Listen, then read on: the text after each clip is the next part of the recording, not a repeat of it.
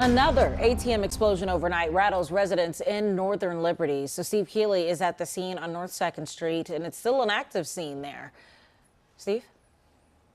Well, this is a busy construction scene and a popular place to live and hang out. We're right at the piazza, and you can see they are adding to the original Piazza at Schmidt's complex here, and that's why they have these huge cranes in the air that tell you exactly where we are, because this Wells Fargo ATM that was blown up last spring the first time was blown up again around 4 this morning as we went on the air.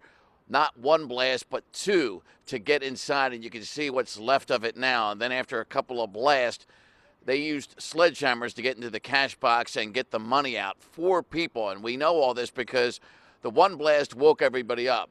By the time the second blast hit, everybody was up and recording and watching and witnessing. And then they watched these guys methodically get all that cash out. And they said there were 4 of them. And you can see some of the cash in video right here. And it looks like large denominations. That looks like appears to be Ulysses S. Grant, whose face is on a $50 bill. And so some of the money was left behind and dropped, and these guys weren't greedy. But one witness heard these guys say, yo, there's 30 grand here, let's go. And here are some still pictures we got from witnesses who watched these guys come up in a white Nissan Murano, take all the time they needed, but get out of here pretty quickly after blowing this thing up twice. Police did get the word that it was a white Nissan Murano, but the problem is they came up here and there's a lot of roads closed just because of all the construction.